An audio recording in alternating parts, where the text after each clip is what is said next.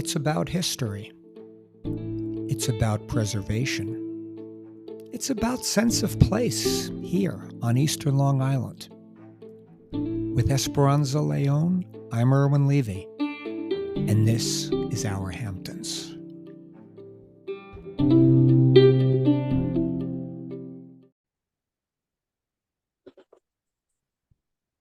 Esperanza.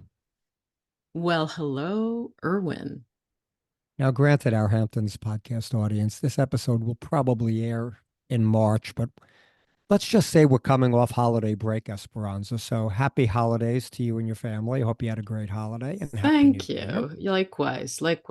And just happy to be reunited and talking about what we're going to discuss today. Yes, reunited, and it feels so good. And it feels so good. Like Peaches and Herb once said back in the day. But, before Esperanza and I signed on this morning, we were, not to say we were lamenting this, but we were mentioning how it's incredible that it's taken to season 4. Who's counting? Yeah, exactly. But who's counting? Could be episode 50 by now. I'm not sure myself. But right. While we've touched on this subject many a time, actually, over the course of Our Hamptons podcast, it's incredible that it's taken this long to devote an episode to both the Promised Land, but more than the Promised Land, the fish factories within the Promised Land, Esperanza. Yes. Well, it's debatable as to whether that the fish factories were the what prompted the name. Correct. And it really, and boy, we're going to really pull out all of the Our Hamptons podcast one-liners, cliches that we've tended to use over these past 4 seasons, because again, part of this story, what makes it so remarkable is, yet again, this is an ancient history, the last fish factory didn't close until I think 68 or 69. That's correct. Yeah. And, and again, this was in Lazy Point, really, we'll call it between, the eastern end of the Napeague Strip, if you will, right before we went into Montauk. But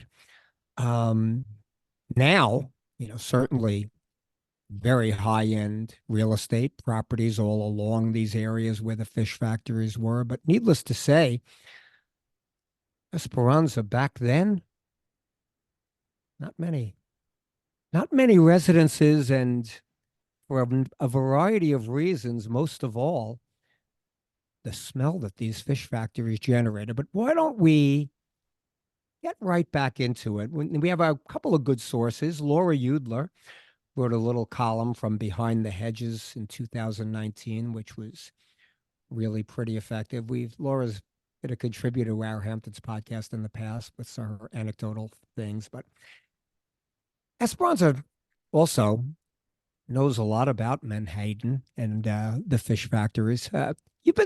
Esperanza, you've been sort of a student in your own way about this, right? Well, when you smell a story,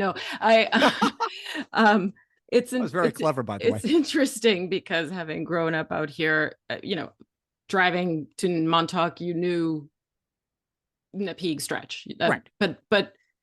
And you'd see the art barge, but you would never, I don't recall in my childhood really exploring too much there. And really, I started exploring what's called Lazy Point in the early 2000s. Right.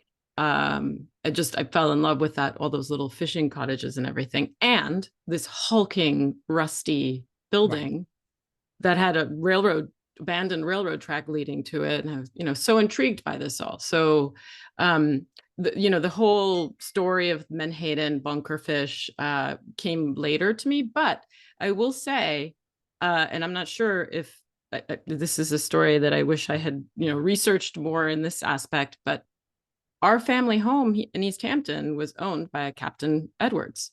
And so, we know that there was the Edwards dock down in Promised Land. And so whether he was one of those Menhaden fishing Edwards, that I've tried to find, but I have not been able to find. But I just found the whole story of this history of this fish, really, that it was an industry, and it was all right here, and brought so many people from other places to this area. That's exactly true. And like to get into this a little bit, Laura Udler, brings out of the story how back in the day they would drive past Napeague. Her family used to call it the straightaway. I guess everybody had The a stretchy little, stretch. yeah, exactly, or that exactly. And the mother would call out, "Here we come, kids!" And you were passing the fish factory, nicknamed Promised Land, because, frankly, it really smelled. It stank to high heaven, according to Laura. Now, Menhaden, am I pronouncing that right, Esperanza? Menhaden? I believe so. Okay. I mean, I Okay. think it's an indigenous term, so But your guess is as good as okay, mine on exactly. that Okay, front. so to give it a little bit of historical background and to get into what Menhaden was at the time called the most important fish in the sea. Oily, it was known as a bunker, porgy, whatever. It had huge commercial importance to humans Yeah, continues to, in fact. to this day. Yep. And it was really, though, in the 19th century, it was used to make glue. And then as time went on, boats would catch huge amounts of this menhaden. Now, this is what's going on at these fish factories, okay? The fish was cooked in these huge tanks. The oil was extracted to make glue, lamp oil, and the dried remains ground up for fertilizer and animal feed. Talk about recycling. Man, these things were, I mean, they did it all. But the process was this smell from the processing plants. Yes, yes. And Laura relays how the coins in the pockets of the workers, the smell actually tarnished them. Yeah, there's a lot of embellishment in these stories. Well, I have yeah, to say. we're certainly embellishing. We're embellishing the embellishing. I mean, I know that what when that wind would blow in a certain direction out toward Devon, what the people living around there would say was, "There's the smell of money." There's the smell of money. Right. Now, you were not here at the time the fish factories were open. Am I correct? So No, you never firsthand experienced the whiff of money, the no, smell of money. You never of did. fishy Okay. fishy money, no, no. Okay. But you Okay. can imagine it. I mean, it's not hard to imagine that But stench. it was really, when you think about it, I mean, go back historically now, according to Laura in this little article she wrote in 1882, Austin Corbin, the owner of the LIRR, planned to bring the railroad out to Montauk. So a couple of capitalists had the bright idea of building glue factories in Montauk. The fish were caught there, in Napeague, I mean. The fish were caught there. The boats could unload the fish there. And then the finished product, the glue, if you will, could be packed and sent on the railroad to Brooklyn, to Queens, to bottle it up. And no one was there in Lazy Point, in Napeague, to complain about the smell. I mean, so in the late 1800s, the way I'm reading this, there wasn't a soul there, Esperanza. Well, I no, know. this was a sparsely populated area, and now also, I mean, this goes back a little bit, farther back, because remember the indigenous peoples did introduce the menhaden as a fertilizer to the colonists and so forth, and the history of the menhaden processing in Amagansett, from what I know, began, as you've said, in the late 1800s, and it coincided with the decline of the whaling industry, right? So it wasn't just glue, it was a lubricant. Yes. So there were a lot of uses for this, including fish meal as fertilizer. But there were these little, I mean, these weren't all big processing plants. There were little processing plants. They were like little, like pots, almost like the same as they would use when they did the whale oil, So this had been going on for a while in smaller proportions. Okay. And what you're describing now, I think, was like sort of the industrialization of it. Exactly. And to Laura's point, I mean, between 1883, okay, 1883 is ancient history, but 1950 certainly isn't. And that And was the real heyday of it. correct. Yes. And there were six fish factories operating in Napeague. An LIRR spur led out to all of them. Promised So Land had its own zip code. that, yeah, its Napeague own zip had code. its own zip, like Right. that was how important this And area there was was. an LIRR that brought out, I guess, the employees, the workers to work there, I guess. Well, yeah, Now, then they came by boat. They came, right. I mean, this was deep waters of Napeague were, Ex That's exactly, and Laura's bringing that up. There were the yeah, docks for the large boats to bring in the fish, the coal to process them. One factory alone, this is the most well-known of them, I would say, the Smith Meal Fish Factory. yeah, that was I the mean, they last processed, yeah, survivor. Yeah. Hmm. crazy, 20 to 30 million fish a year, May until October, 24 hours a day, 7 days a week. Yep. I mean, 5 months a year, 7 days a week, 10 feet across iron pots, bubbling over coal fires, boiling them, the smokestacks, belching out as Laura puts it, the stinky fish steam into the sky along with the coal smoke. I mean, you were passing this, you were holding your nose. This had to be, you know, but, you know, historically by 1950, now getting into Laura's wrapping her little anecdotal story up, and this is to your point, it was not used much to make glue anymore. Petroleum-based oils replaced the fish oil, and the fish factory started to decline, the last one closing in 69. But as you said, still used today. Yeah, I Menhaden. mean, that was the decline of the bunker, right? I mean, Right. everybody said they had been overfished. And today, current day, I mean, we have seen so much marine life off the coast in the last, recent 2 to 5 years. It's incredible. I didn't grow up with that. I didn't ever Right. see that. And it can be attributed to the return of the bunker fish. They're a feeder fish, that everything feeds on the bunker,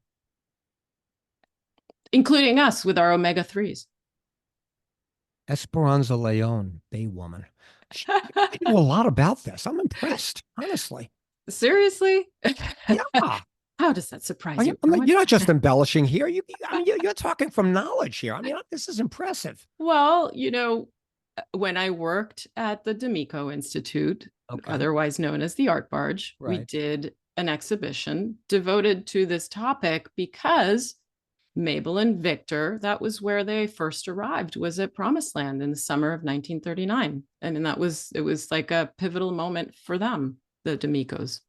Now, it's an excellent segue because now I'm going to get into how in 1955, a 16-year-old Dan Ratiner, we all know Dan's papers, love Dan, but he also wrote a little anecdotal story about the fish factories back in 2018. So thank you, Dan, for letting us use this.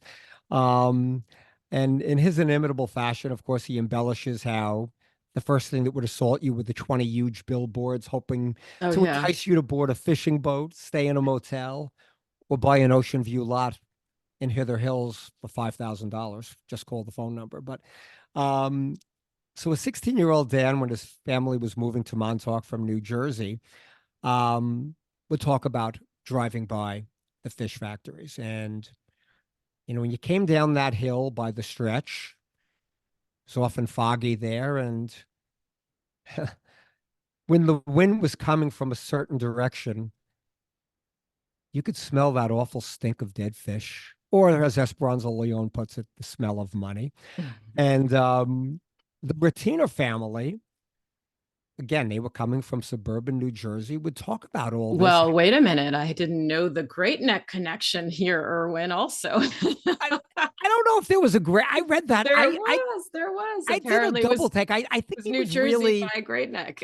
I don't think he was from Great Neck. I think I did a double take on this. What Esperanza is talking about is a little excerpt in here how Because there's Dan always a Ratiner, Queens connection. right. We have been driving for 4 hours from Millburn, New Jersey, a suburb not too unlike Great Neck, comma, where we had lived since we were born. I read that as he was from Millburn, New Jersey, not Great Neck.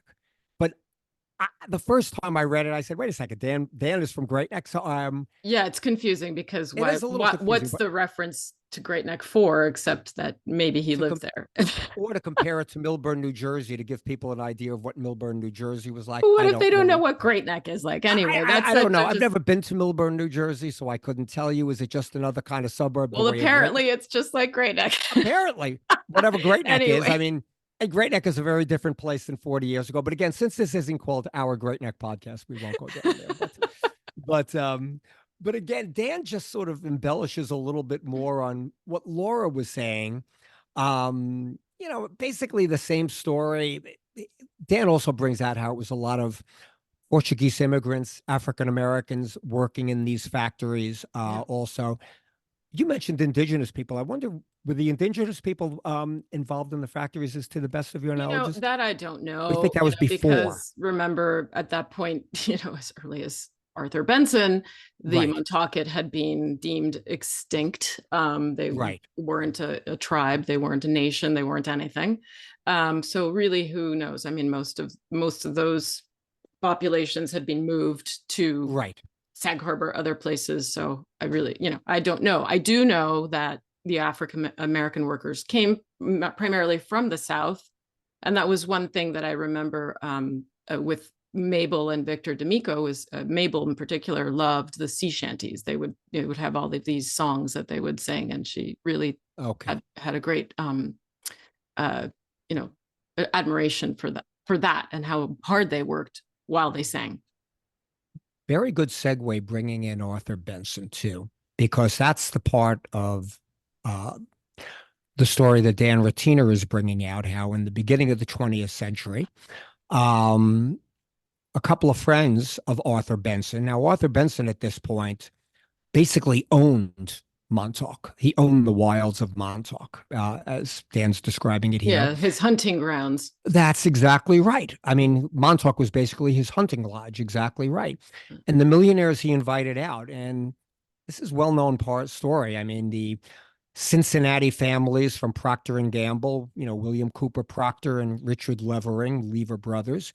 They were competitors from Cincinnati, but um, they also were families that really were responsible, the founding really of the Devon colony. Am I right, Esperanza? In the northern reaches of Narragansett, Bendigo Road, those areas off of Cranberry Hole and everything else. That's where these people, the families ended up buying property. And so Benson invited them out there, and he had property out there, and he was saying, "Oh, you could surely buy property atop the hill in Amagansett overlooking the Peak."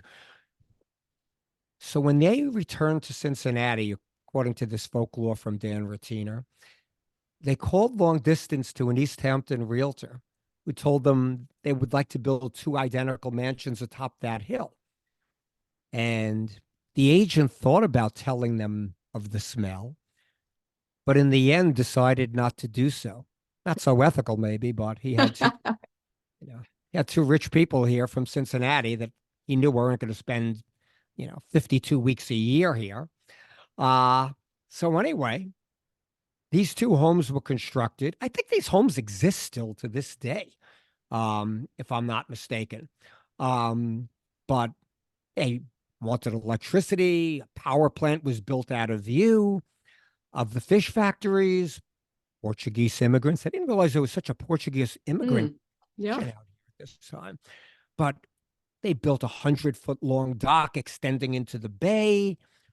The families could arrive in their yachts, step off the ship onto this handsome two-car train that would take them up the hill to their new home. What could possibly go wrong? Esperanza. Well, as we've been indicating in this story since we've been talking about it for the past 20 minutes or so, it's all about the wind. Yeah. The wind changes and The wind changes. And anyway, so this family arrived. The places were fully furnished, right down to curtains, linen, and silverware.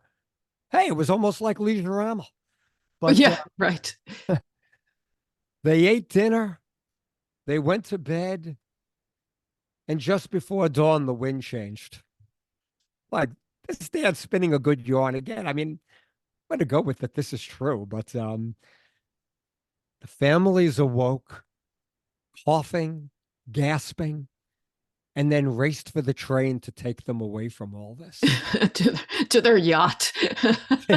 And within the hour, they had steamed off of the horizon, never to come back. Now, Dan closes this by saying two things about this story. When he was first told about it, he doubted it was true.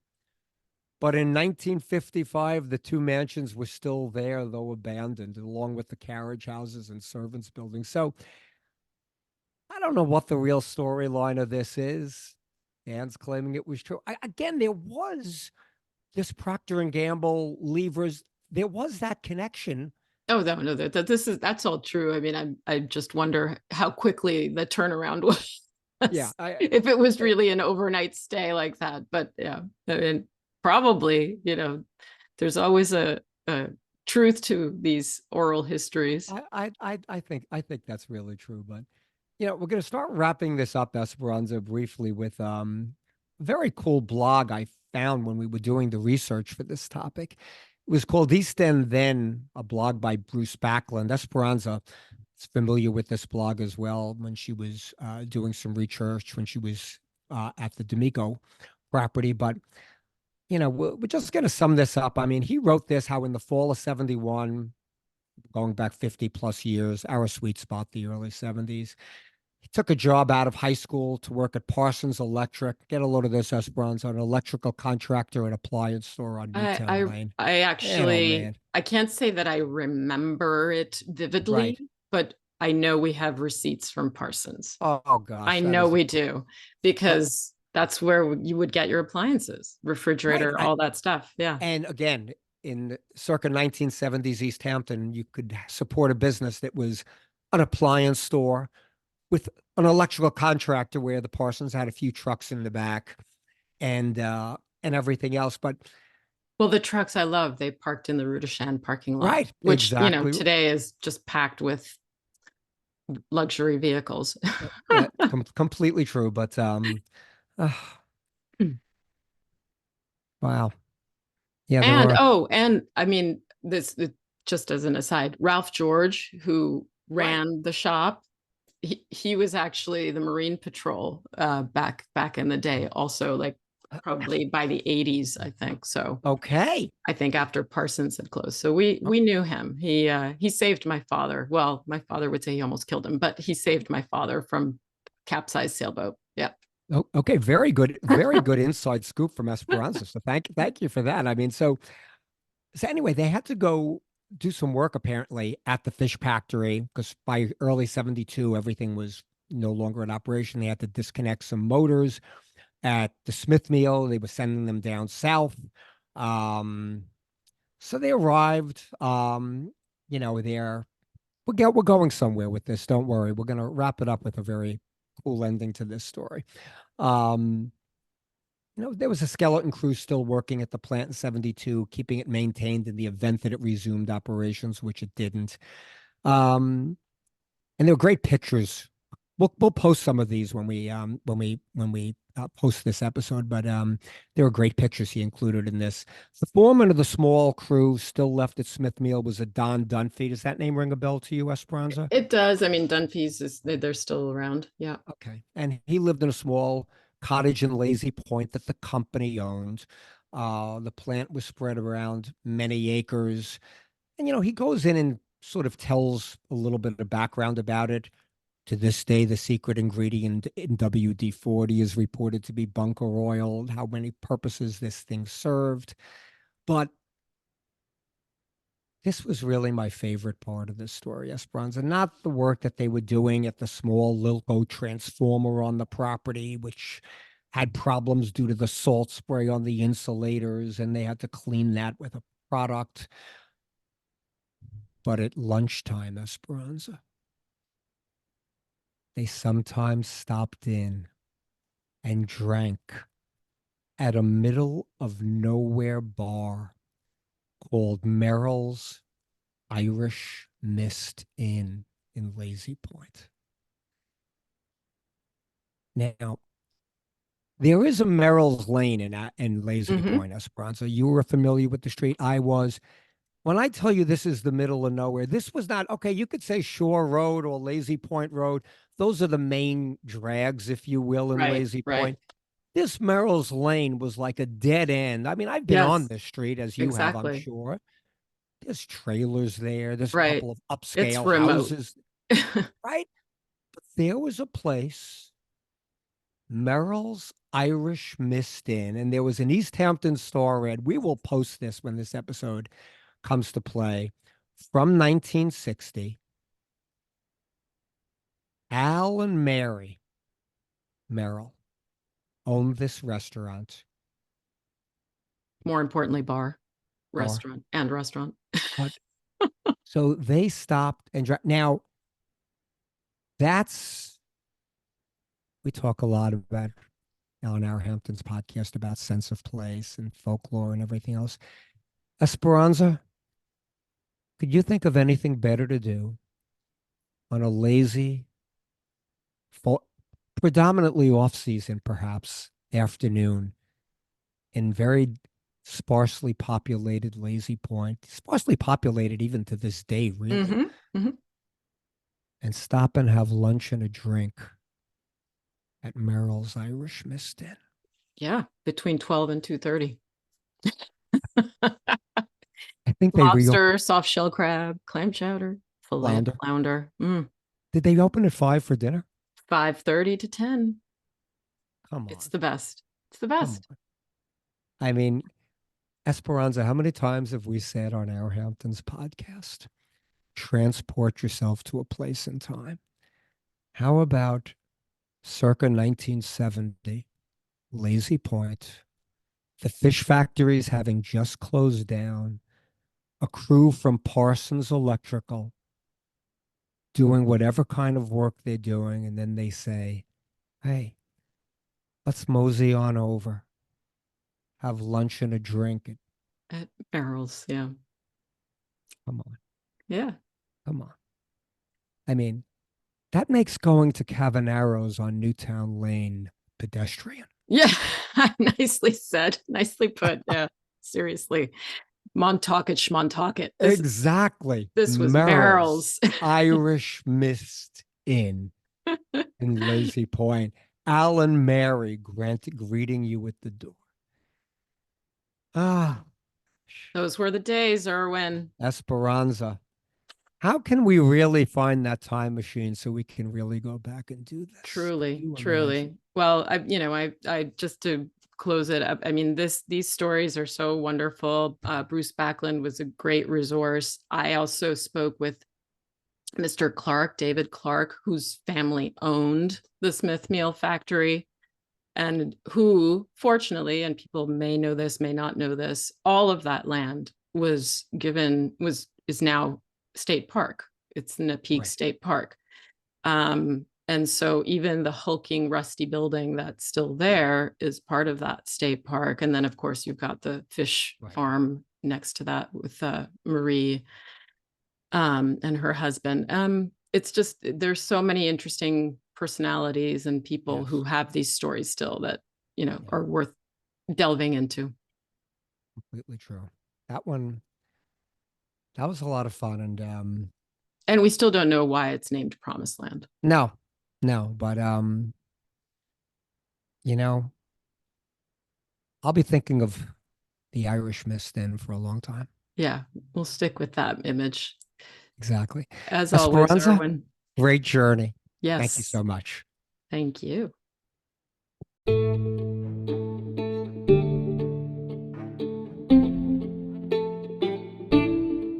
Thanks so much for joining us. New episodes of Our Hamptons are released every other Tuesday. Find them wherever you get your podcasts.